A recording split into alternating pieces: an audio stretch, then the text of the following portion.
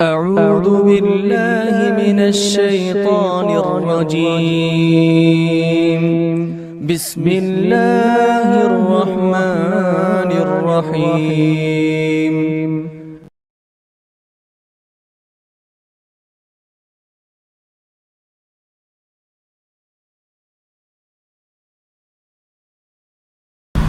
إن الحمد لله نحمده ونستعينه ونستغفره ونعوذ بالله من شرور أنفسنا وسيئات أعمالنا. من يهده الله فلا مضل له ومن يضلل فلا هادي له.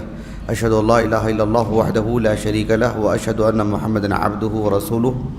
يا أيها الذين آمنوا اتقوا الله حق تقاته ولا تموتن إلا وأنتم مسلمون.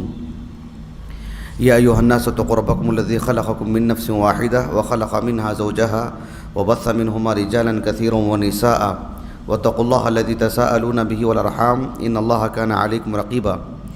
يا أيها الذين آمنوا اتقوا الله وقولوا قولا سديدا يصلح لكم أعمالكم ويغفر لكم ذنوبكم ومن يطع الله ورسوله فقد فاز فوزا عظيما.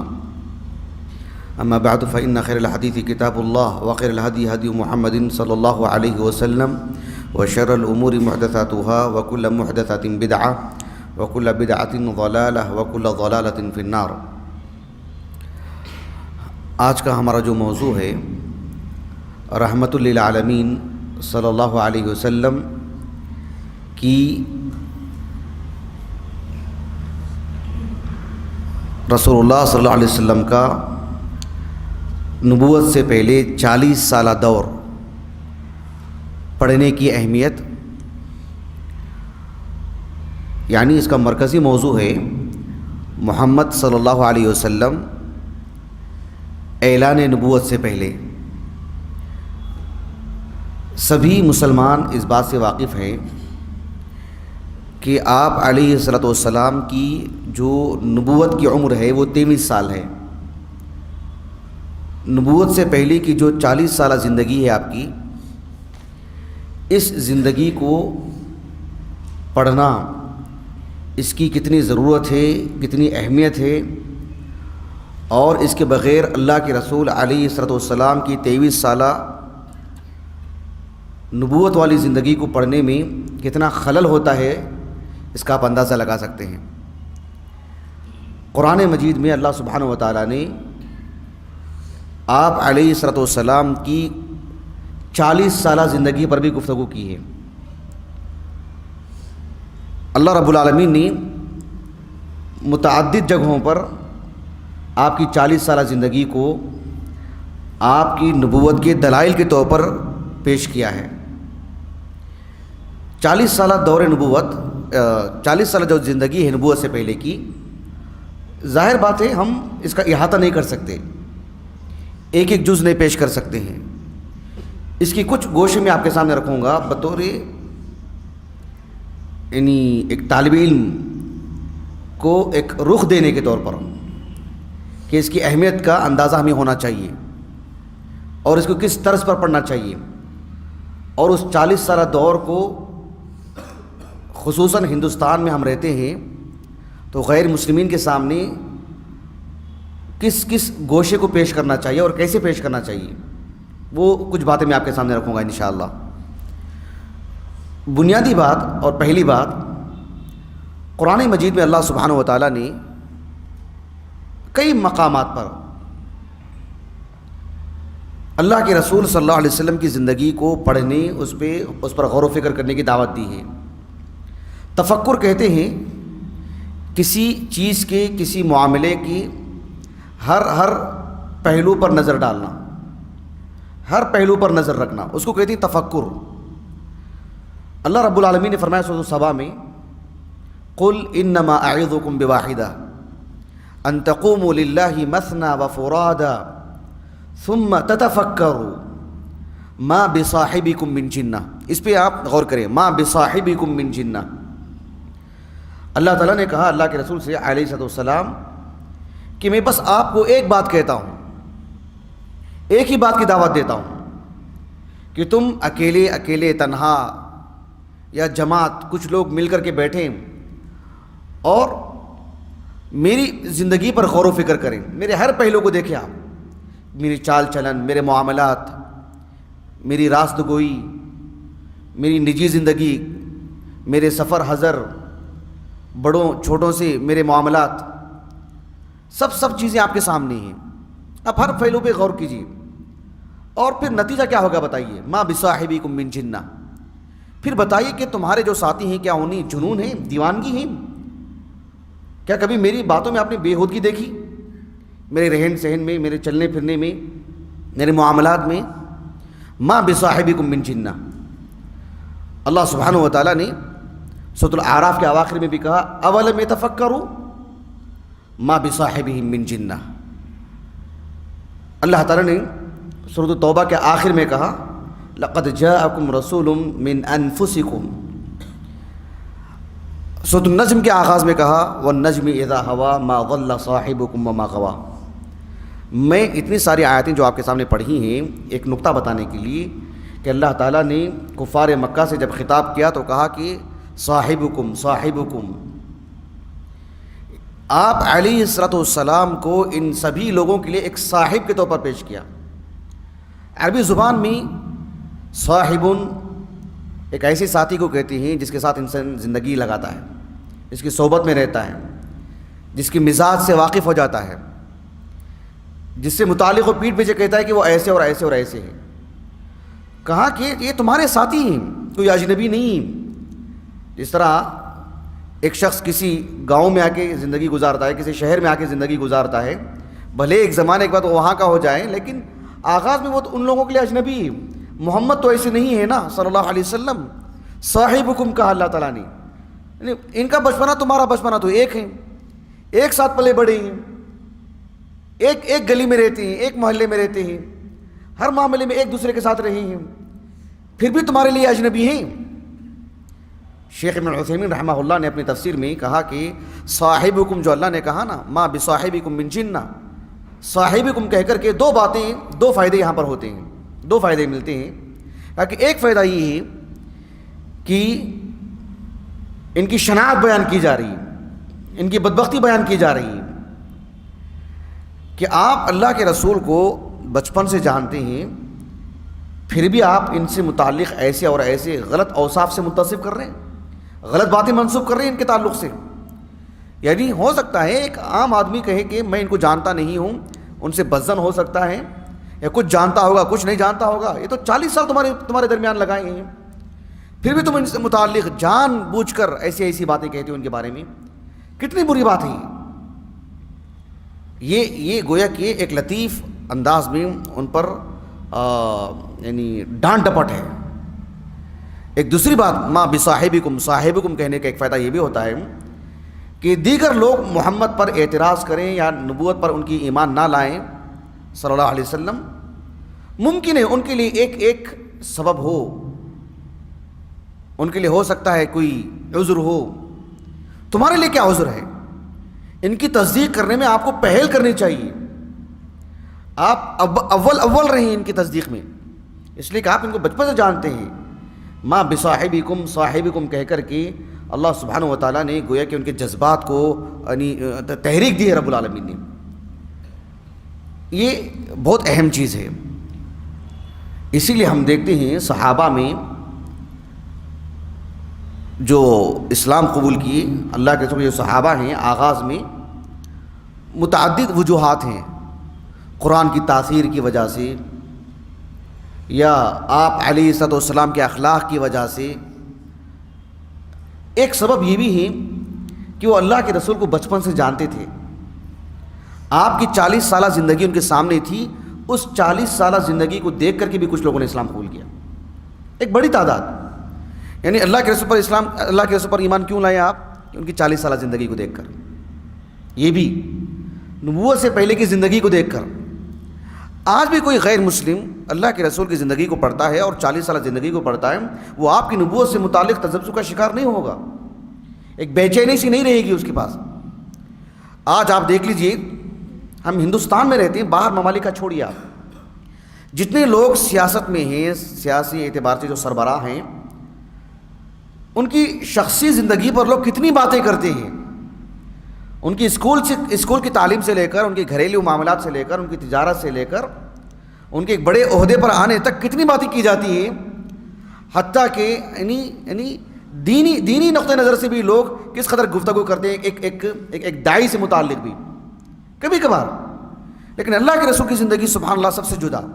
آپ کی 40 سالہ زندگی کو اللہ نے محفوظ رکھا اور لوگ اس کو دیکھ کر کے اسلام قبول کی، اس زندگی کو دیکھ کر کے. دو مثالیں میں آپ کے سامنے رکھتا ہوں. ایک حدیث مبارکہ ہے مسند احمد کی، جس میں جو حبشہ کا قصہ ہے نا، ام سلمہ رضی اللہ عنہا اس کے راوی ہیں، اور وہی بہت تفصیل سے اس پوری کارکردگی کو بتائے ہیں. جعفر بن ابی طالب رضی اللہ عنہ کا جو محادثہ تھا، جو طویل گفتگو ہوئی ان کی بادشاہ سے، وہ ساری باتیں ام سلمہ رضی اللہ عنہا نے بیان کی ہیں. مسند احمد کی حدیث ہے، حسن درجے کی روایت ہے. یہ جو حدیث مبارکہ کا جو ایک قطعہ میں آپ کے سامنے پیش کر رہا ہوں، حدیث بہت طویل ہے. مسند احمد کے محققین نے اس حدیث مبارکہ کو حسن کہا ہے اس لیے کہ اس میں محمد ابن اسحاق ابن الیسار المطلبی رحمہ اللہ صاحب المغازی وہ صدوق راوی ہیں، لیکن وہ مدلس بھی ہیں، لیکن اس میں انہوں نے سماع کی صراحت کی، تحدیث. امام زہری رحمہ اللہ سے وہ روایت کرتے ہیں اور کہا کہ حدثنی محمد ابن مسلم، ایسے انہوں نے کہا. یہ حسن درجے کی روایت ہے. جعفر بن ابی طالب رضی اللہ عنہ سے جب اللہ کے رسول سے متعلق پوچھا گیا کہ آپ ان پر ایمان لائے ہیں، وہ کون ہیں، ان کی کیا تعلیمات ہیں، تو جعفر بن ابی طالب رضی اللہ عنہ نے کیا کہا وہ قابل غور ہے. آپ نے کہا بعث اللہ فینا رسولا،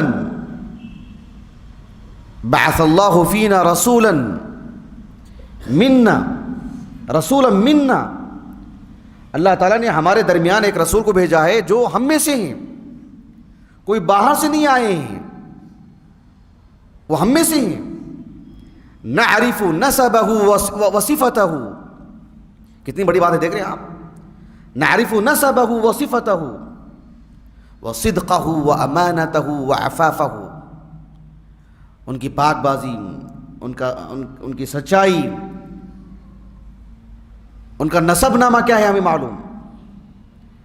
حالانکہ جعفر بن ابی طالب رضی اللہ عنہ آپ کے خاندان کے ہیں، آپ کے چچیرے بھائی ہیں، ابو طالب کے فرزند ہیں، لیکن دیکھو سبحان اللہ آپ پر ایمان لائے. جتنی باتیں آپ کے سامنے رکھی ہیں 40 سالہ دور کو بھی سامنے رکھا، حالانکہ آپ کے چچیرے بھائی ہیں، آپ کے اتنے قریب ہیں، ظاہر بات ہے زیادہ حق تھا کہ وہ ایمان لائیں. اور یہی کہا انہوں نے نعرف نسبہ وصفتہ وامانتہ وصدقہ وعفافہ. یہ سب باتیں انہوں نے ان کے سامنے رکھی کہ اس وجہ سے ہم ان پر ایمان لائے ہیں. یہ چھوٹی موٹی بات نہیں ہے. عہد فاروقی میں عمر بن خطاب رضی اللہ عنہ نے مغیرہ بن شعبہ رضی اللہ عنہ کو جب بحرین بھیجا تھا. بحرین آج کا بحرین نہیں ہے جس کی راجدھانی منامہ ہے، بحرین جس پر کسرا کی حکومت ہوتی تھی، ایران کی حکومت ہوتی تھی. جب آپ نے بھیجا ان کی طرف ایران کی فتح کے لیے، متعدد صحابہ تھے اس میں، سعد بن ابی وقاص رضی اللہ عنہ کی قیادت میں. کسرا نے کہا کہ جو ہے میں ایک شخص سے بات کرنا چاہتا ہوں، تم میں سے کسی کو نمائندہ بنا کر کے میرے پاس بھیجو، میں ان سے بات کرنا چاہتا ہوں. مغیرہ بن شعبہ رضی اللہ عنہ کو بھیجا گیا. یہ حدیث صحیح بخاری کی ہے. صحیح بخاری میں کتاب الجزیہ والموادعہ طویل حدیث ہے. کسرا سے کافی باتیں ہوئی ان سے، مغیرہ بن شعبہ رضی اللہ عنہ سے. کوفہ میں انتقال ہوا ان کا 50 ہجری کو.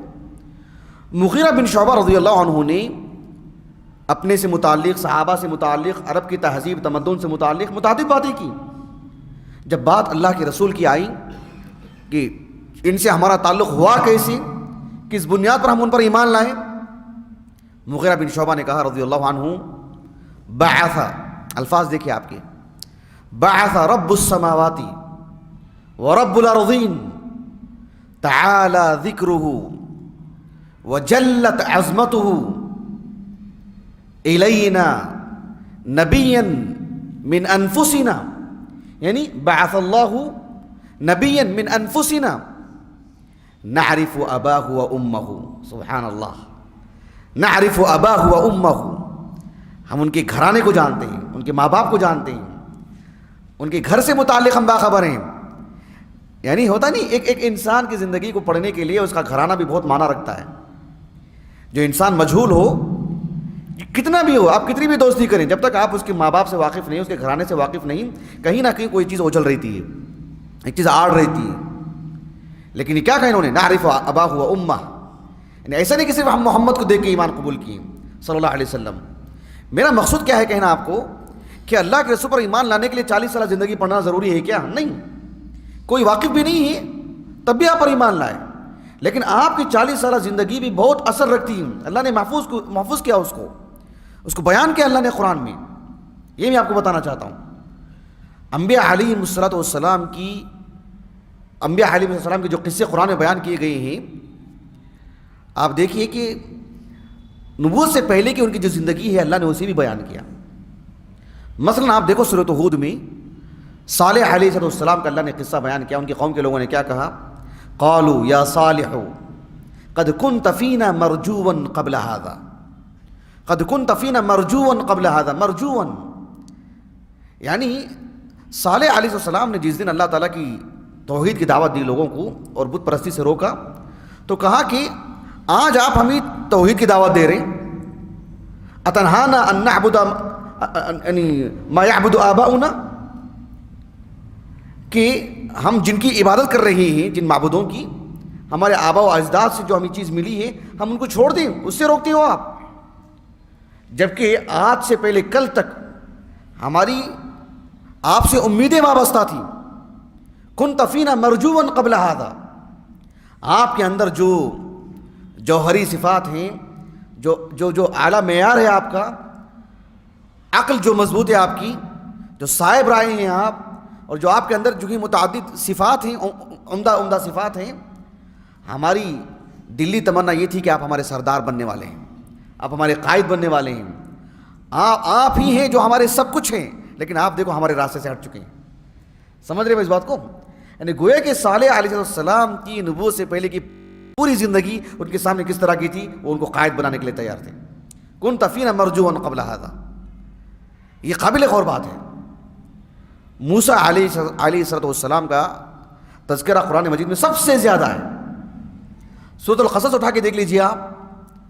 اللہ تعالیٰ نے کہا بالکل آغاز میں، وَأَوْحَيْنَا إِلَىٰ أُمِّ مُوسَىٰ أَنْ أَرْضِعِيهِ فَإِذَا خِفْتِ عَلَيْهِ فَأَلْقِيهِ فِي الْيَمِّ. یہ تو آپ اس وقت کا قصہ ہے جب آپ شیرخوار بچے تھے، گود کے بچے تھے آپ. وہاں سے لے کر کے اللہ تعالیٰ نے کہا فَلَمَّا قَضَىٰ مُوسَى الْأَجَلَ وَصَارَ بِأَهْلِهِ آنَسَ مِنْ جَانِبِ الطُّورِ نَارًا. جو آگ دے کر کے آپ جانے لگے، آگ لینے کے لیے جہاں سے آپ کو نبوت ملی.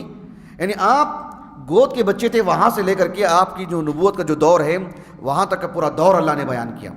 اس میں بے داغ جوانی بھی اللہ نے بیان کیا آپ کی، کہ ایک لڑکی اپنے والد سے آپ کا تعارف کراتی ہے کہ آپ کے اوصاف کیا ہیں جسمانی اعتبار سے، اندرون کیسا ہے آپ کا. ایک تنہا لڑکی موسیٰ علیہ السلام کے پاس جاتی ہے اور اپنے والد کے پاس انہیں لے کر آتی ہے. کتنے اعتماد اور اطمینان سے گئی ہوگی وہ. اور وہ لڑکی بھی کوئی ایسی ویسی نہیں. اللہ نے کسی بھی نبی کے لیے خائنہ کا انتخاب نہیں کیا ہے، کسی خیانت کرنے والی عورت کا انتخاب نہیں کیا رب العالمین نے، کسی بدچلن اور فاحشہ عورت کا انتخاب نہیں کیا اللہ تعالیٰ نے. ایک عورت، ایک لڑکی اللہ موسیٰ علیہ السلام کے پاس جاتی ہے جب آپ کو نبوت تک نہیں ملی ہے آپ کو، اور آپ کو لے کر کے اپنے والد کے پاس تک آتی ہے. کتنا اعتماد رہا ہوگا ان پر، اور کتنی بے داغ جوانی رہی ہوگی موسیٰ کی علیہ السلام. یعنی اللہ سبحانہ و تعالیٰ نے وہ کردار کیوں بیان کیا آپ کی نبوت سے پہلے کا؟ اگر ہم اس تفسیر میں جائیں تو اسے مستقل ایک طویل وقت چاہیے. میں آپ کو بس یہ جزوی طور پر باتیں آپ کے سامنے رکھ رہا ہوں کہ نبوت سے پہلے کی جو زندگی ہے بہت معنی رکھتی ہے، اس کو پڑھنا چاہیے، خصوصاً جب اللہ کے رسول کی بات کرتے ہیں. اللہ تعالیٰ نے کہا قرآن مجید میں سورۃ یونس میں، قُل لَوْ شَاءَ اللَّهُ مَا تَلَوْتُهُ عَلَيْكُمْ وَلَا أَدْرَاكُمْ بِهِ فَقَدْ لَبِثْتُ فِيكُمْ عُمُرًا مِّن قَبْلِي.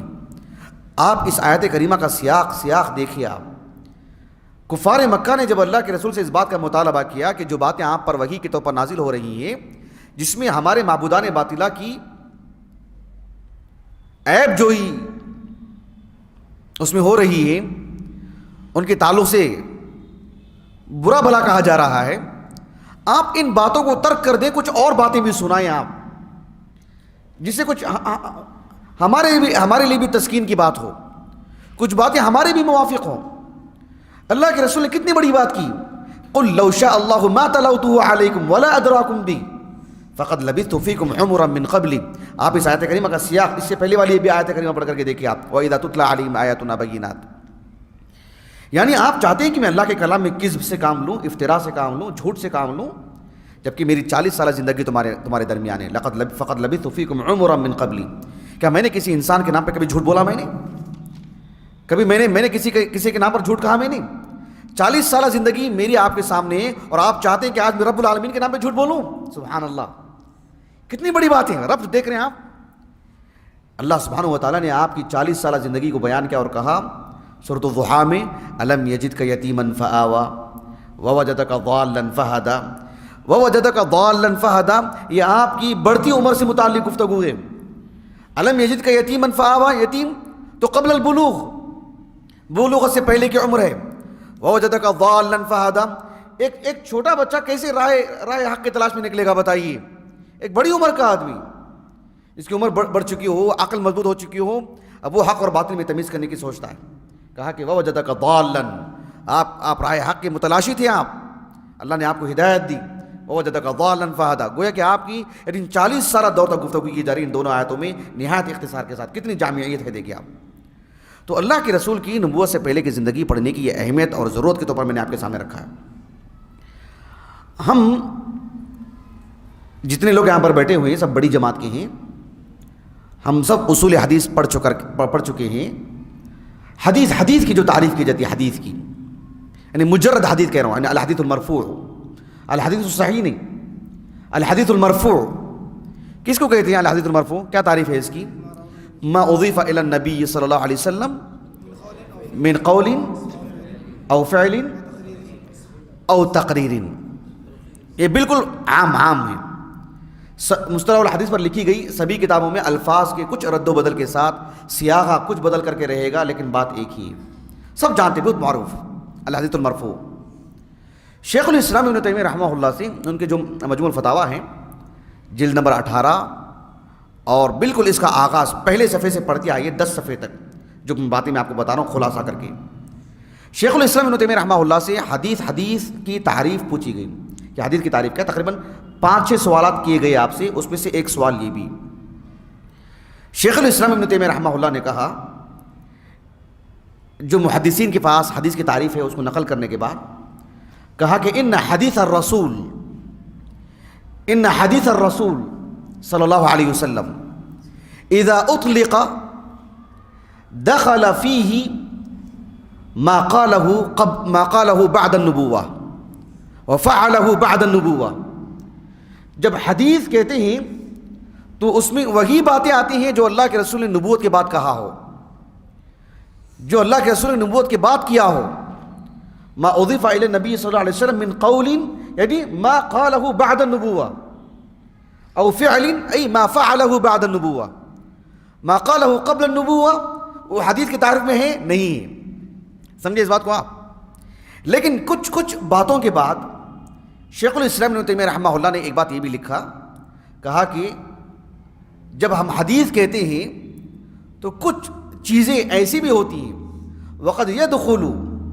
وقد يدخل فيها بعض اخباره قبل النبوة وبعض سیرته قبل النبوة، جب ہم محدثین کے پاس حدیث کہتے ہیں تو اس میں اللہ کے رسول کی سیرت کا ایک بڑا حصہ اس میں داخل ہوتا ہے، جس میں اللہ کے رسول کی حسن سیرت ہے، آپ کا نسب نامہ ہے، آپ کے اقربا ہیں، آپ کے تعلق سے جو شق صدر والا جو واقعہ ہے، آپ کی تجارت سے متعلق جو اچھی باتیں ہیں، جو آپ کی زواج سے متعلق بات ہیں، آپ کا امی ہونا، لا یکتب ولا یقرأ، آپ لکھنا پڑھنا جانتے نہیں تھے، یہ سب چیزیں بڑی اہم ہیں، کیوں؟ قرآن نے بیان کیا اس کو۔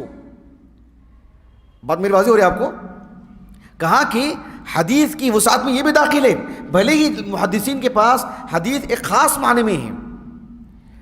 شیخ الاسلام ابن تیمیہ رحمہ اللہ نے ایک جگہ پر جو مجموع الفتاویٰ ہے ان کے جلد نمبر 10 میں صفحہ نمبر غالباً میں سمجھتا ہوں 393-94 آپ دیکھ لیجیے، شیخ الاسلام ابن تیمیہ رحمہ اللہ سے اس بات سے متعلق کہ جو صوفیہ کے ہیں نا، غالی قسم کے جو صوفیہ ہیں، جو خلوت نشینی کو ایک عبادت سمجھتے ہیں، اس معنی میں کہ کبھی غار ہرا چلے جائیں، کبھی کسی جگہ مراقبے کے طور پر بیٹھ جائیں 40 دن، کبھی غار ہرا میں چلے جائیں اور اپنی کسی گھر میں یا کسی خانقاہ میں بیٹھ جائیں اور استدلال کریں کہ اللہ کے رسول دیکھو غار ہرا میں جا کر کے بیٹھا کرتے تھے.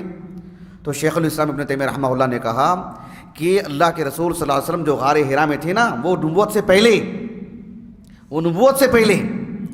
آپ علیہ الصلوۃ والسلام کو نبوت ملنے کے بعد آپ 13 سال مکے میں تھے، کبھی آپ غار ہرا نہیں گئے. آپ علیہ السلام مدینہ گئے اور آپ صلح حدیبیہ میں صلح ہونے کے بعد واپس چلے گئے. دوسرے سال آپ آئے، آپ نے عمرہ کیا. فتح مکہ کی مناسبت سے بھی آپ تھی، تقریباً 12 دن تھے آپ. حجۃ الوداع کے موقع پر بھی اللہ کے رسول صلی اللہ علیہ وسلم جو یہ تقریباً کافی عرصہ رہے. کبھی آپ غار ہرا نہیں گئے، نہ صحابہ میں سے کوئی گئے. تو آپ کا وہ عمل نبوت سے پہلے کا ہے، نبوت کے بعد نہیں، اس سے استدلال نہیں کیا جا سکتا. ایسے کہا ابن تیمیہ نے رحمہ اللہ. اور شیخ الاسلام ابن تیمیہ رحمہ اللہ نے کہا وَإِن شَرَعَهُ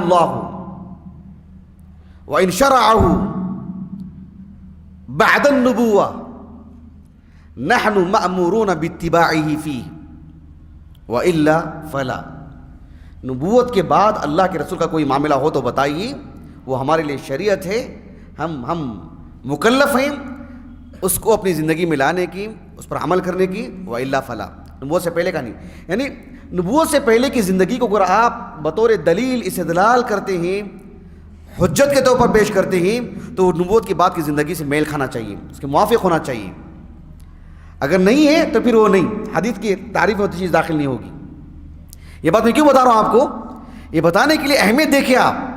نبوت سے پہلے کی 40 سالہ زندگی کو کتنی انہماک سے پڑھنا چاہیے کہ جتنی وہ اہم ہے، ضرورت ہے اس کی، اسے کوئی تلاوب اور کھلواڑ بھی نہ کر سکے، اس سے غلط استدلال بھی نہ کر سکے. اس سے کوئی مسلمان، کوئی غیر مسلم، کوئی بھی مستشرقین اس سے کھیلتے ہیں، معروف قضیہ ہے. جیسے صوفیہ کا ایک استدلال دیکھ لیجیے آپ. اللہ کے رسول کی نبوت سے پہلے کی جو 40 سالہ زندگی ہے، اس سے متعلق طرح طرح کی گفتگو کرتے ہیں مستشرقین. تو اس 40 سالہ زندگی کو بھی بڑے انہماک سے پڑھنے کی ضرورت ہے. آپ علیہ السلام کی جو 40 سالہ زندگی ہے، اس کی کچھ گوشے میں آپ کے سامنے رکھتا ہوں، کچھ پہلو میں آپ کے سامنے رکھتا ہوں. ایک بہت ہی اہم پہلو ہے، بڑا پہلو ہے، وہ اللہ کے رسول کا نسب نامہ. آپ کا نسب نامہ اتنا صاف، شفاف، عمدہ، عالی، معیاری ہے. اللہ کے رسول صلی اللہ علیہ وسلم کا نسب نامہ اگر آپ کو یاد بھی نہ ہو تو آپ یاد کریں، نہیں بھی یاد ہو تو دیکھ کے کبھی لکھا کریں، پڑھا کریں، کوئی حرج نہیں ہے. لیکن معلوم ہونا چاہیے کہ یہ دنیا کا کتنا صاف، شفاف، عمدہ، عالی نسب نامہ ہے، کتنا عمدہ نسب نامہ ہے. عربوں کے ہاں انساب کا کتنا لحاظ رکھا جاتا ہے. ان میں اللہ کے رسول صلی اللہ علیہ وسلم، آپ علیہ السلام کا نسب نامہ آپ میں سے کسی کو یاد ہے؟ کسی کو یاد ہے میں سے؟ چلیے بولتے جائیے. محمد صلی اللہ علیہ وسلم، ابن عبداللہ، ابن عبد المطلب، ابن ہاشم، ابن عبد مناف، ابن قصی، ابن کلاب، ابن مرہ، ابن کعب، ابن لوئی، ابن غالب، ابن فار. یہ فار یہی قریش ہیں. ابن فار کے بعد ابن مالک، ابن نضر، ابن کنانہ، ابن خزیمہ، ابن مدرکہ، ابن الیاس، ابن مضر، ابن نزار، ابن معد، ابن عدنان. اب غور کیجیے آپ، اللہ کے رسول کا یہ جو نسب نامہ ہے یہ معمولی بات نہیں ہے. اگر آپ نے اس نسب نامے کو اچھے سے سنا ہوگا، ایک حدیث مبارکہ میں آپ کو سناتا ہوں، اس سے آپ غور کیجیے. اللہ کے رسول صلی اللہ علیہ وسلم کے نسب نامے میں کتنی شفافیت ہے، کتنا خالص نسب نامہ ہے آپ کا، اور آپ کس قدر اعلیٰ معیار پر ہیں. آپ غور کیجیے. ایک حدیث مبارکہ ہے صحیح مسلم کی کتاب الفضائل میں، امام نووی نے باب ہی قائم کیا، باب فضل نسب النبی صلی اللہ علیہ وسلم. ایک صحابی ہیں واصلہ بن الاسقع رضی اللہ عنہ، 85 ہجری سن وفات ہے ان کا، 05 ہجری. ملک شام میں انتقال ہونے والے آخری صحابہ میں سے شمار ہوتا ہے ان کا. واصلہ بن الاسقع رضی اللہ عنہ کہتے ہیں کہ رسول اللہ صلی اللہ علیہ وسلم کو میں نے یہ کہتے ہوئے سنا کہ ان اللہ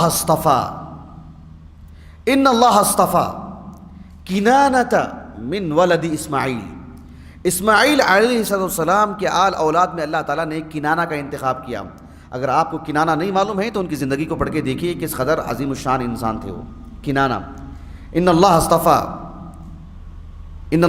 کنانۃ من ولد اسماعیل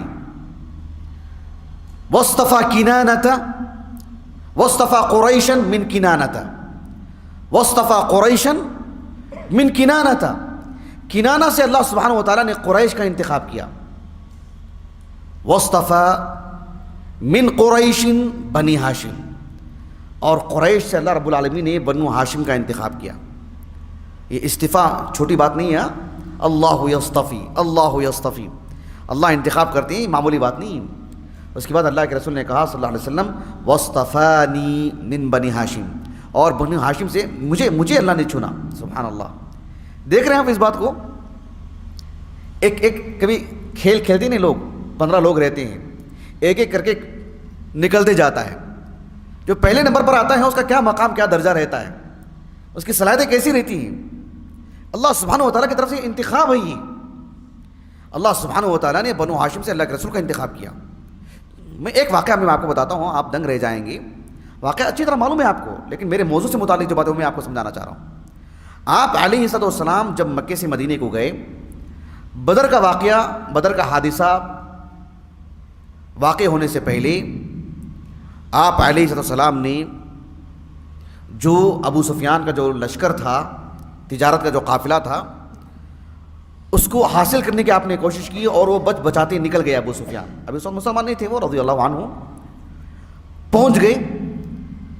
لیکن بدر کے حادثے کے بعد, احد کے حادثے کے بعد ان پر اتنی کڑی نگرانی کی گئی ان کی تجارتی قافلوں کی کہ بہت ہی تنگی محسوس کرنے لگے یہ لوگ. آپ عرب کا جغرافیہ اٹھا کر کے دیکھیے, مکے سے ملک شام جانا ہو تو پھر مدینے سے ہو کر کے ساحلی علاقہ بآسانی مدینے کے لوگ ان پر حملہ کر سکتے تھے, ان پر روک لگا سکتے تھے. آسان نہیں تھا ان کے لیے, جس کی وجہ سے ان کی جو تجارتی قافلے جایا کرتے تھے وہ رک گئے. ہو بھوک پیاس کی شکار ہو گئی, کمر ٹوٹ گئی ان کی. حدیبیہ میں اتنی آسانی سے یہ صلح کے لیے آگے نہیں بڑھے, ان کی کمر ٹوٹ گئی تھی ان کی. لیکن صلح حدیبیہ کے بعد ان کے لیے راستہ کھلا اور یہ ملک شام کے لیے جانے لگے تجارت کو. ابو سفیان کے ساتھ تقریباً 30 لوگ تھے, جیسے کہ ابن حجر نے فتح الباری میں لکھا ہے, امام نووی وغیرہ نے تو کچھ نام بھی لکھے ہیں. 30 لوگ ابو سفیان کے ساتھ ملک شام گئے حدیبیہ کے بعد 7 ہجری کے آغاز میں. اور اس طرف اللہ کے رسول صلی اللہ علیہ وسلم کو جب مدینے کا جو پیچھے کا حصہ ہے, وہ کہ مدینے کا پچھلا حصہ ہے, مکے کی طرف سے راحت مل گئی, تو آپ نے آگے کا رخ کیا خیبر کی طرف. جب خیبر جانے لگے تو آپ علیہ السلام نے بادشاہوں کو خطوط بھی لکھا. آپ نے ابو سفیان کا قافلہ فلسطین ملک شام پہنچنے سے پہلے اللہ کے رسول کا خط پہنچ گیا تھا وہاں پر. ہرقل بادشاہ جو کسریٰ کو شکست دے دیا تھا اور دنیا کا سب سے طاقتور بادشاہ بن گیا تھا, سپر پاور طاقت ہو گئی تھی, وہ اللہ کا شکر ادا کرنے کے لیے فلسطین پہنچا وہ مسجد اقصیٰ کو. اور یہاں پر یہ ابو سفیان کا قافلہ تجارت کے لیے غزہ جو ساحلی علاقہ ہے فلسطین کا, وہاں پہنچا ہوا تھا. بادشاہ کو جیسے ہی خط ملا, بادشاہ نے دیکھا کہ عربی میں خط ہے, اور اس نے دیکھا کہ دیکھیں کون ہے اہل عرب, انہیں میرے پاس لے کر کے آؤ. ابو سفیان کا قافلہ تھا تو لے کر پہنچا دیا گیا ان کے پاس. بادشاہ نے متعدد سوالات کیے ان کے سامنے, سب جانتے ہیں اس بات کو, لیکن میرے موضوع سے متعلق جو بات ہے وہ میں آپ کو بتانا چاہتا ہوں. صحیح بخاری کی جو حدیث ہرقل ہے, معروف حدیث طویل, آپ دیکھیں کتاب بدیل الوحی میں بھی ہے, کتاب الجہاد میں بھی ہے, کتاب التفسیر میں بھی ہے یہ حدیث مبارکہ. ابو سفیان رضی اللہ عنہ کہتے ہیں کان اول ما سألنی عنہ, ہرقل نے جو سب سے پہلے مجھ سے سوال کیا, کیا سوال کیا, کیف نسبہ فیکم. سبحان اللہ, اللہ کے رسول نسب نامے کے اعتبار سے کیسے ہیں آپ کے درمیان. پہلا سوال کہا کہ کان اول ما سألنی عنہ, محمد کی شخصیت سے متعلق پہلا سوال کیف نسبہ فیکم, نسب حسب کے اعتبار سے کیسے ہیں وہ تم میں, گھرانہ کیسا ہے ان کا, کس گھر سے آئے ہیں وہ. ابو سفیان نے کہا کہ ہوا فینا ذو نسب, ہوا فینا ذو نسب. سبحان اللہ, غور کر رہے ہیں آپ, ہوا فینا ذو نسب, یعنی ذو نسب عال ذو نسب عظیم، یہ معنی میں عربی زبان میں کوئی بھی اسم نکرہ ہوتا ہے اس کی متعدد اقسام ہیں. کبھی اسم نکرہ ہوتا ہے تعظیم کے لیے، تفخیم کے لیے، کسی چیز کو بڑا بتانے کے لیے. فَأَذَنُوا بِحَرْبٍ مِّنَ اللَّهِ، حرب نکرہ ہے نا، بحرب عظیم اس معنی میں. یعنی وفینا ذو نسب، دیکھ رہے ہیں آپ پہلا سوال کس سے متعلق ہے؟ آپ کے نسب نامے سے متعلق. یہ چھوٹی موٹی بات نہیں ہے.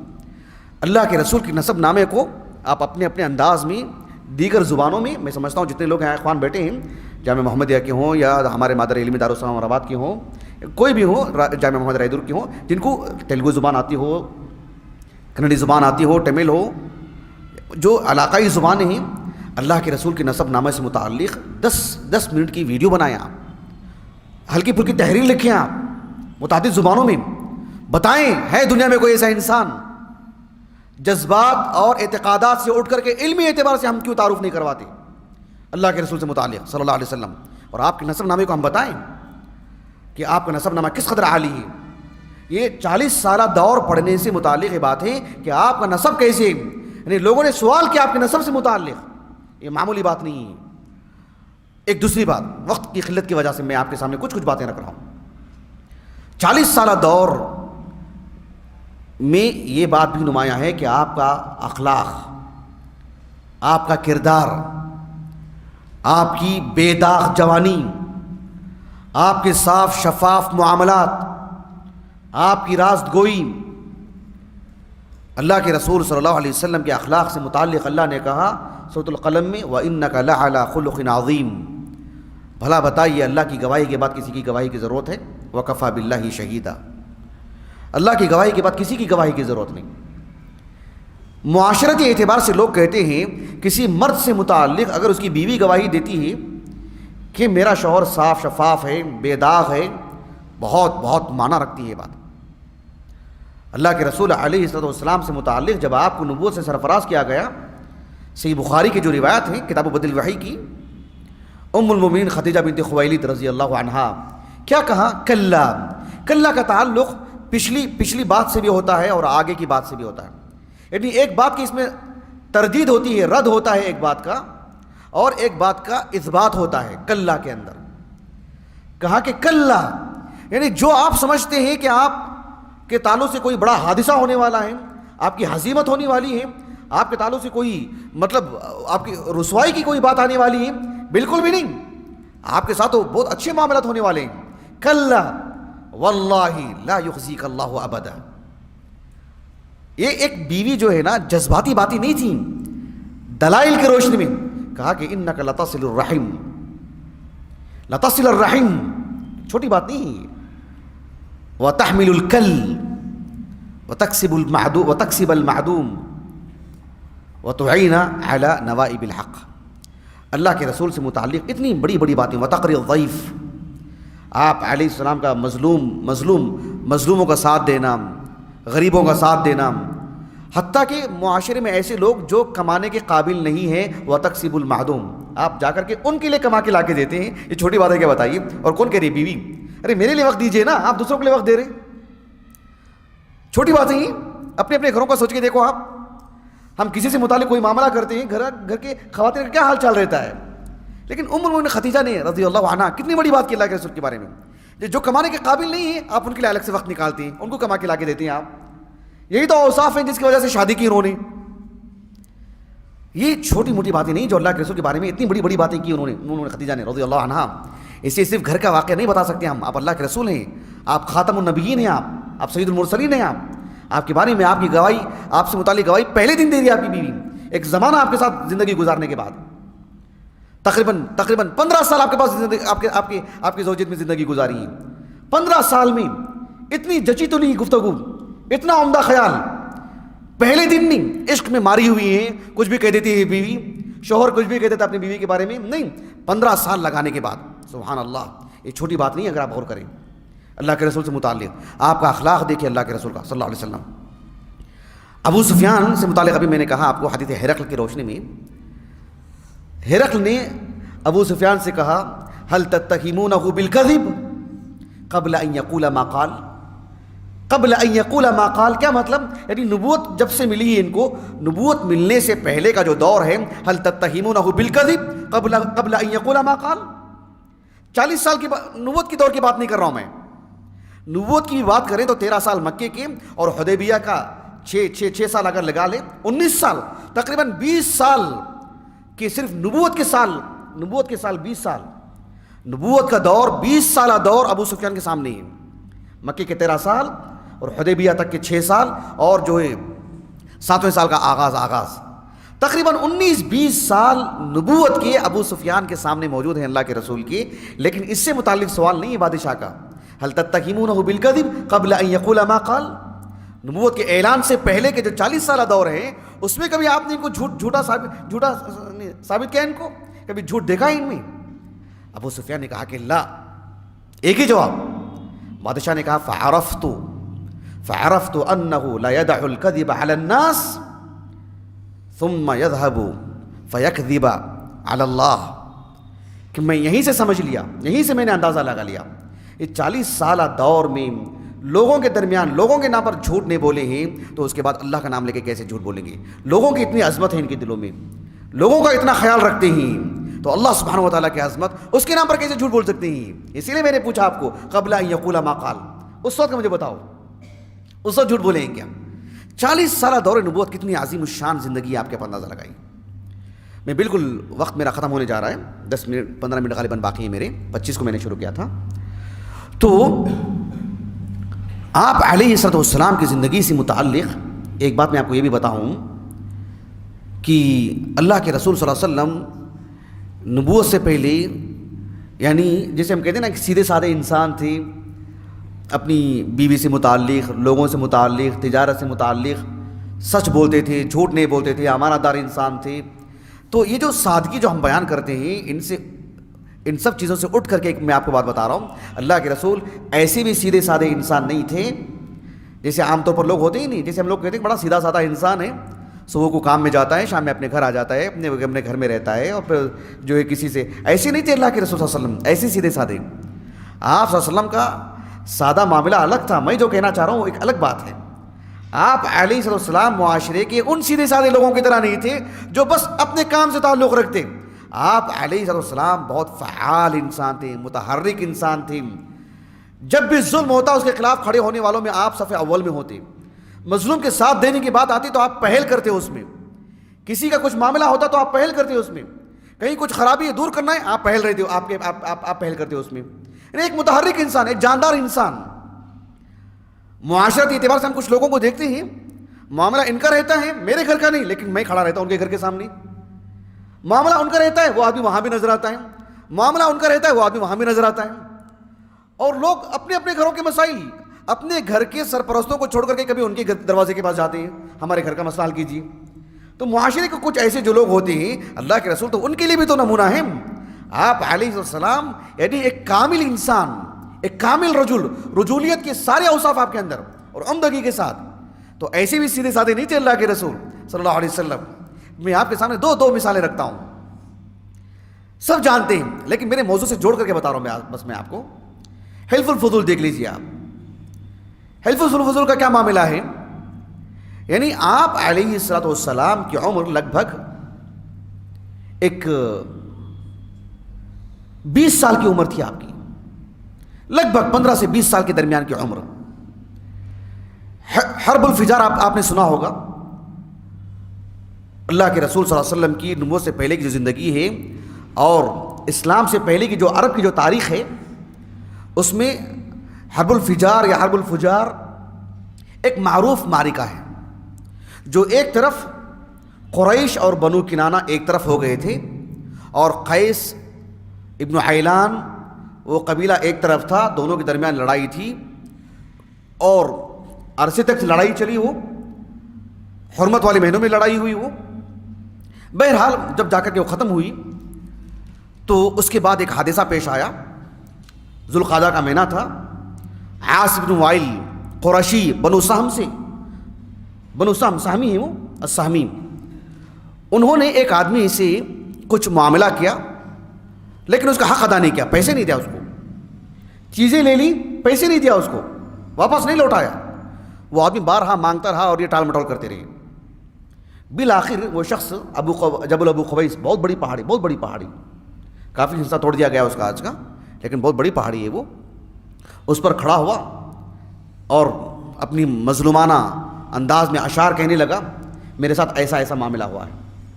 زبیر ابن عبد المطلب جو اللہ کے رسول کے چچا ہیں علیہ السلام، انہوں نے ہلچل مچائی اور لوگوں کو احساس دلایا مظلوم کی فریاد سننے والا کون ہے، جلد سے جلد اس کی جو ہے مطلب اس کا حق دلایا جائے وغیرہ.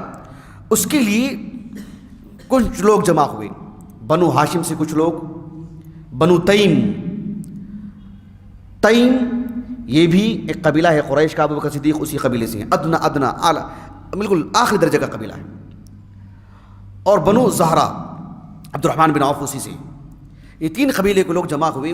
اس میں اللہ کے رسول 20 سال کی عمر، آپ معاشرتی اعتبار سے ایک 20 سال کے نوجوان کو کھڑا کر کے دیکھیں آپ، اللہ کے رسول اس میں شریک ہیں. کتنا بڑا ایکشن لیا گیا کہ ہم کسی مظلوم کو جب تک اس کا حق نہیں دلا دیتے ہم خاموش نہیں بیٹھیں گے.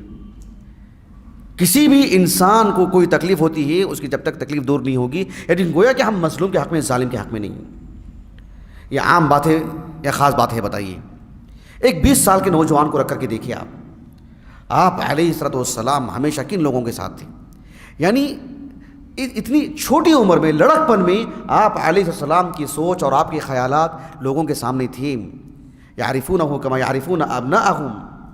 اللہ کے رسول علیہ السلام کا معاملہ اتنا صاف شفاف، اتنے متحرک انسان تھے آپ. ایک شخص تھے عبداللہ بن جدعان التیمی، ان کے گھر میں یہ بیٹھک ہوئی تھی تو اللہ کے رسول اس میں شریک تھے صلی اللہ علیہ وسلم. ایک اور واقعہ میں آپ کو بتاتا ہوں. آپ علیہ السلام کس درجے کے انسان تھے، آپ کی 40 سالہ دور کس قدر عمدہ تھی. دیکھیں آپ کہ مکہ جو کعبۃ اللہ ہے، آج کا جو ڈھانچہ ہے وہ نہیں ہے جو ابراہیم علیہ السلام نے بنایا. اس کی دیواریں بہت بلند نہیں تھیں، چھت بھی نہیں تھی، 2 دروازے تھے اور کافی عرض کے اعتبار چوڑائی کافی تھی. لیکن جب ایک زمانہ آیا کہ کچھ لوگوں نے اس کے اندر کی کچھ چیزیں چوری کر لیں، چھت بھی نہیں تھی اس میں، دروازے نہیں تھے، تو اور پھر سیلاب بھی آیا تو اس کی دیواریں کھوکھلی ہو گئیں. اس کو اب اثر نو بنانے کی جب بات آئی تو ان کے دل میں ایک ڈر تھا کہ جب کیا جائے. بہرحال مجھے وہ واقعہ نہیں سنانا، سب کو معلوم ہے. ولید بن مغیرہ نے جو ہے پہلی اینٹ نکالی، پھر جو اس کو ڈھایا گیا، پھر بنایا گیا حلال پیسوں سے سب کچھ. مجھے یہ سب باتیں نہیں بتانی ہیں، مجھے جو بتانا ہے وہ یہ کہ جب حجر اسود کو رکھنے کی بات آئی جہاں اس کو رکھنا چاہیے تھا، ایک نزاع پیدا ہو گیا، ایک جھگڑا پیدا ہو گیا کہ یہ شرف کس کو ملے گا. اس لیے کہ جو کعبۃ اللہ کو بنایا گیا تو سب کے لیے کچھ حصہ دے دیا گیا کہ آپ یہ بنائیں گے، آپ یہ بنائیں گے، لیکن یہ کس کے حصے میں، یہ پہلے طے نہیں ہوا تھا. ام المؤمنین ام سلمہ رضی اللہ عنہا کے والد ابو امیہ بن المغیرہ المخزومی، انہوں نے لوگوں سے کہا کہ اجعلوا فیما بینکم تختلفون فیہ اول من يدخل من باب هذا المسجد يقضي بینکم فیہ. ایک کام کرتے ہیں، کل صبح جو مسجد حرم کے اس دروازے سے داخل ہوگا پہلا شخص یقضی بینکم فیہ، وہی تمہارے درمیان فیصلہ کرے گا. اب ہم اس کو حکم مان لیں گے. ابن ہشام رحمہ اللہ نے اپنی السیرہ نبویہ میں اس کو بغیر سند کے اس قول کو پیش کیا ہے، بغیر سند کے، چاہیے جائے کہ اس کے سند پر کلام کیا جائے. لیکن اس میں الفاظ ہیں کہ جب اللہ کے رسول صلی اللہ علیہ وسلم مسجد حرم میں داخل ہوئے، سب سے پہلے داخل ہونے والوں میں سے تھے، تو لوگوں نے کہا کہ ھذا الامین رضینا ھذا محمد صلی اللہ علیہ وسلم. ایک معروف حادثہ ہے، معروف واقعہ ہے. آپ علیہ السلام کس قدر یعنی متفق علیہ شخصیت تھے. آپ کی شخصیت میں نزاع نہیں تھا، ہر کوئی آپ کو اپنا سمجھتا تھا. آپ کسی کے لیے خاص، کسی کے لیے ایسے، کسی کے لیے دور کے، ایسے نہیں تھے اللہ کے رسول. آپ سب آپ کے لیے ایک متفق علیہ شخصیت. کسی نے نہیں کہا کہ جو ہے مطلب ان سے ہم راضی نہیں ہیں، کوئی دوسرا آ جائے. کہا کہ ھذا الامین رضینا. کتنی بڑی بات ہے، سبحان اللہ العظیم. آپ علیہ السلام کی جو 40 سالہ دور ہے، اس سے متعلق ایک اور بات میں آپ کو بتاتا ہوں. وہ یہی کہ آپ علیہ السلام کا جو 40 سالہ دور ہے اس میں آپ کا امی ہونا، لا یقرأ ولا یکتب، آپ کا ان پڑھ ہونا، یہ بھی ضرور اس کو نمایاں کرنا چاہیے. قرآن نے اس کو نمایاں کیا. ابن تیمیہ رحمہ اللہ نے آپ علیہ السلام کی قبل النبوہ والی زندگی کو کہا کہ یہ اس کو نمایاں کرنا چاہیے. ایسے کہا ابن تیمیہ رحمہ اللہ نے. قرآن مجید نے کہا سورۃ الشورى کے بالکل اواخر میں وَكَذَلِكَ أَوْحَيْنَا إِلَيْكَ رُوحًا مِّنْ أَمْرِنَا مَا كُنْتَ تَدْرِي مَا الْكِتَابُ وَلَا الْإِيمَانُ مَا كُنْتَ تَدْرِي مَا الْكِتَابُ وَلَا الْإِيمَانُ وَلَكِنْ جَعَلْنَاهُ نُورًا نَهْدِي بِهِ مَن نَّشَاءُ مِنْ عِبَادِنَا مَا كُنْتَ تَدْرِي مَا الْكِتَابُ وَلَا الْإِيمَانُ. یعنی یہ آج آپ کو اللہ نے کتاب دی ہے, آج اللہ نے آپ کو ایمان دیا ہے, لیکن کل کے دن آپ کو یہ بات پتہ ہی نہیں تھا, اس سے پہلے معلوم ہی نہیں تھا آپ کو نہیں معلوم تھا. یہ صرف معلوم نہیں تھا اتنی سی بات نہیں, بلکہ اللہ تعالیٰ نے سورۃ القصص کے اواخر میں کہا وَمَا كُنْتَ تَرْجُو أَن يُلْقَى إِلَيْكَ الْكِتَابُ إِلَّا رَحْمَةً مِّن رَّبِّكَ. آپ کے دل میں کوئی خیال بھی نہیں گزرا ہے. یہ ایک آپ کو آج نبی بنانے والے ہیں, اس سے 1 گھنٹہ پہلے آپ کو پتہ ہی نہیں کہ آپ کو نبوت ملنے والی ہے. مَا كُنْتَ تَرْجُو أَن يُلْقَى إِلَيْكَ الْكِتَابُ. اس بات کو رکھنا چاہیے. قرآن نے آپ کی نبوت کے دلائل میں سے اس کو پیش کیا ہے کہ آپ علیہ السلام خالص اللہ کے نبی. آپ کو پتہ نہیں ہے, ایسے نہیں کہ پہلے سے کچھ خیالات تھے.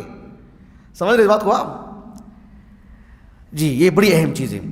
اللہ کے رسول صلی اللہ علیہ وسلم کا جو معمول تھا, ایک تو مکے کے لوگ تجارت کرتے تھے, اللہ کے رسول نے بکریاں بھی چرائیں. اس واقعے کو آپ عام واقعہ مت سمجھیں, یہ آپ کی نبوت کی دلیل ہے.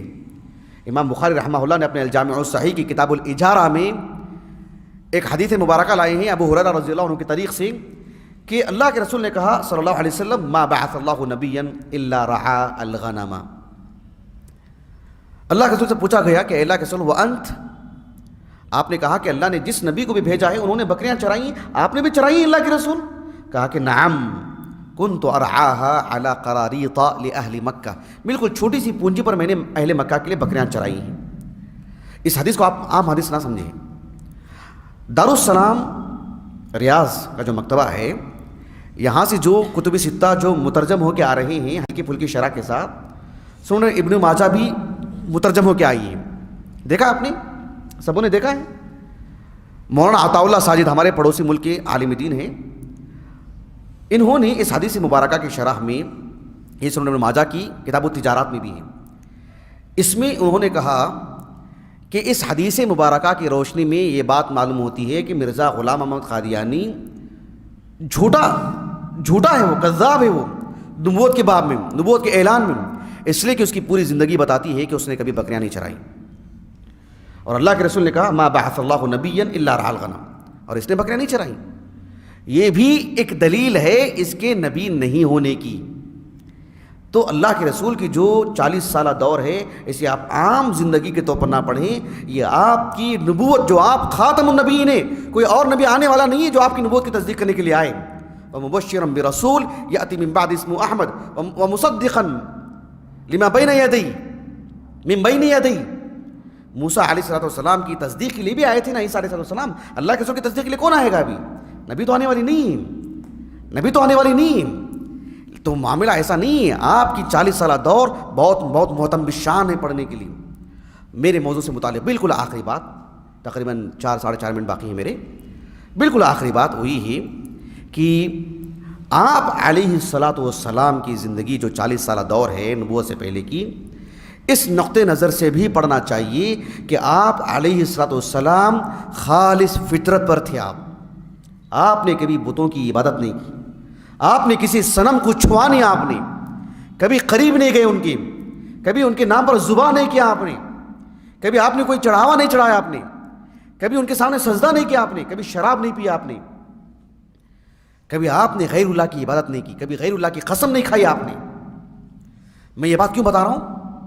آپ دیکھیے بڑی تعداد میں غیر مسلمین اللہ کے رسول کے بارے میں کیا کہتے ہیں, آپ بڑے پیارے انسان تھے, بڑے اچھے انسان تھے, آپ صلح کرنے والے تھے, آپ کا اخلاق ایسا تھا, اور جو ہے یعنی آپ جو ہے مطلب غریبوں کے ایسے تھے, آپ مظلوموں کے ایسے تھے, سب کچھ. اس نقطے کو کیوں نظر انداز کیا جا رہا ہے کہ آپ فطرت پر قائم تھے, آپ نے کبھی شرک نہیں کیا,